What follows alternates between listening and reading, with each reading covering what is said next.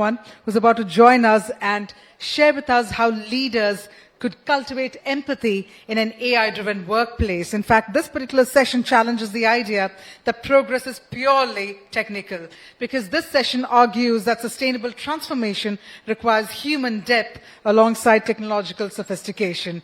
And joining us is someone who stands at the intersection of technology and transformation. We have with us Kunal Dalal, who is the Agentic leadership strategist, AI parentologist, and he's about to join us to take us through this incredible journey. So I'd like to please invite our next speaker. We have with us Mr. Kunal Dalal. Well, he's all mic'd up, but if you're all set, let's have a round of cheer as well to welcome our next speaker, Kunal Dalal. Over to you. Thank you. Hello. I have one of these, so I'll walk around. Thank you all for being here. My name is Kunal Dalal. I'm coming all the way from Los Angeles, and so I had a quick time shift there. So let me start by sharing AI Parentology. What does that even mean? It's something that came, someone actually called me an AI parentologist one time. I started my journey with AI as a father of a young child, and what really struck me was not AI's capabilities in terms of making me more efficient or giving me answers to questions, but rather what really struck me was how AI was a conduit for connection between me and my son. And so these are my publications right now. I published my first edition of the AI Parent in March of 2023, now in the third edition, which just released in October, Our Incredible Fragile Moment. And if you're interested, I'll happily explain what that cover is for. It was a very intentional cover. My journey in my current work in AI spans two, we can call them verticals. One of them is actual parents. So this is in Long Beach, California, outside of Los Angeles, where I have, I'll say it's been a few months since I've had my last one, but we call these lighthouse home events. We want to call homes that feel like they want to speak to AI in this moment with their kids. We want to call these lighthouse homes, and we want to help other members of the community be able to talk about AI. So this is what I do. I sit on the floor.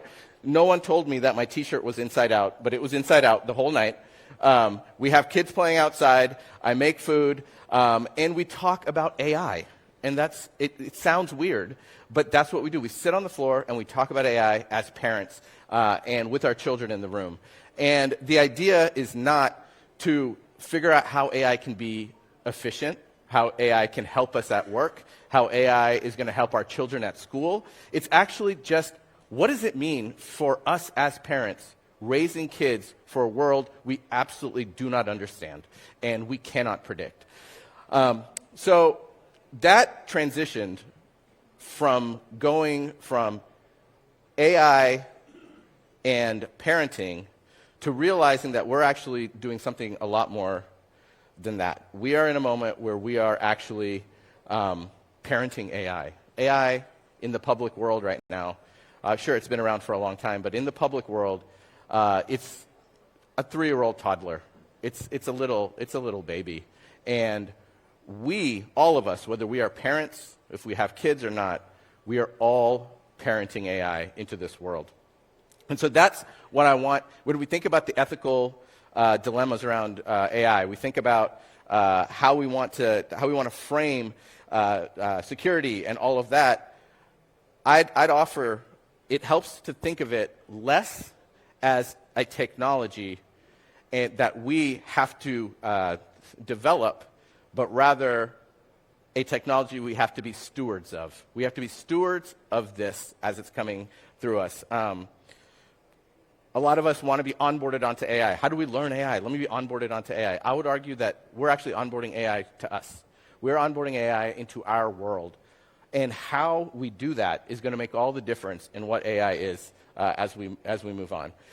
This is just a quick, there is a lot of talk, and it's all important, around the increased level of misinformation, propaganda, that now has become so casually simple to create because of AI. And we have an entire generation who are captive to the digital world, who have never known news and information that is not on their screen. They've never read a newspaper. They've never read an actual physical magazine. They did not exist in a world before the digital space. And now they have to make this incredibly new world somehow understandable to them. And they have to do it through the medium of the very screen that might be telling them lies. This is obviously an important space. So where my deepest work began was with the Agentics Foundation, agentics.org. This is not the Agentics AI Foundation. That was a collaboration with OpenAI and something else. This is 2 years older. And it's the absolute core of Agentics is that we are democratizing AI. We are open sourcing all the work we do. We are helping each other, people all around the world, and we are not putting behind walls the benefits that we're seeing and what we're building. And so that has brought me into this new world now that is very exciting to me, and I think is a completely different way to think about AI. Right now, when we're thinking about AI, we think about large language models. We think about the big chatbots. We think about massive amounts of compute. We think about having to have enormous data farms. We think about all of that stuff, but I'm not convinced that that's actually where the future is. I do think they're important, but I actually think that LLMs can serve as a catalyst because it's this incredible repository of human knowledge that can help us get to whatever's next. And what I believe is next is we're actually moving to tiny LLMs. And so this is the premise of my work as I'm starting to develop this a school called Omega School.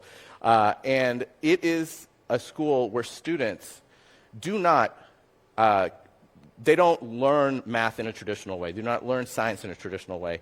In fact, everything they learn is through learning how machines learn. And when we're talking about tiny, I actually brought a little toy here.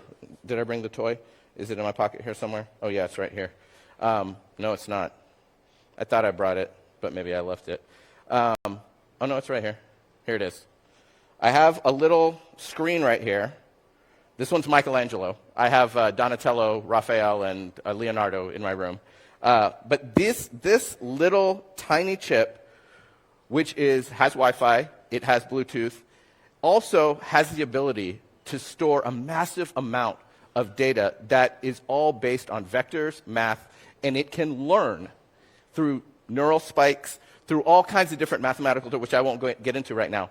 But this method, which is only a couple months old now, graph neural networks, spike neural networks, these are brand new. These all reside in very sophisticated mathematical and physical properties.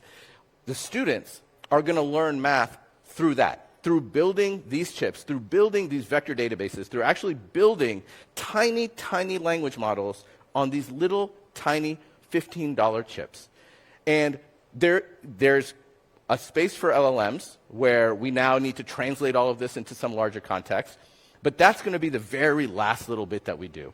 And so what we're doing is we're separating the thinking, the intelligence, we're separating that from the talking. Right now with LLMs, we do all our thinking through talking, through words.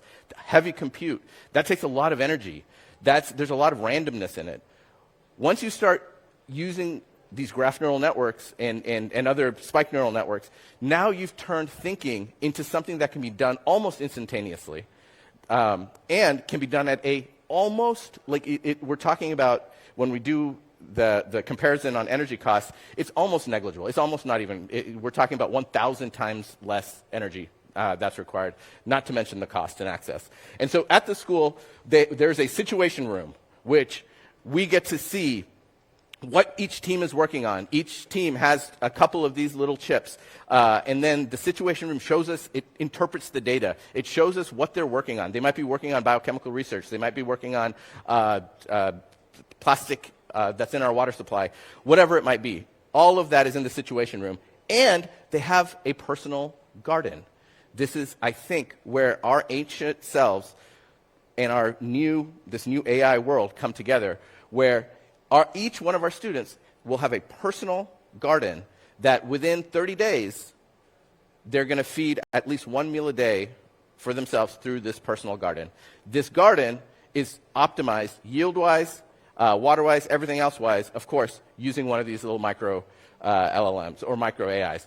So this is where I really start to think about where we talk about digital sovereignty, learning, owning our own data, owning our own AI even if we can.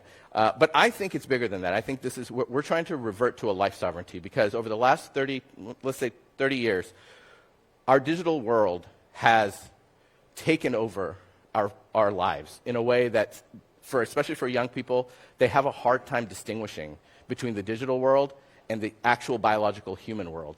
And that's where, that's the sovereignty gone, because they have been taught and they have been submersed in all these cloud companies that have owned their data and now algorithmically optimized everything they see, and now they don't have sovereignty. But now we have a chance to go back to that. And so I would argue that here we go. I've heard AI natives, we have digital natives, but I think our next generation, if we do it right, they can be sovereignty natives. They can unlearn what we had to learn, which is give all our data to cloud companies and then access it when they give it to us. And instead, we get to learn, or they get to learn, how to be fully sovereign. So please connect with me on LinkedIn. My time's up. I got 4 seconds left, which is wonderful. I did a really good job, huh? But please connect with me on LinkedIn. Thank you all so much. I'll be here. Oh, please. Yeah, sure.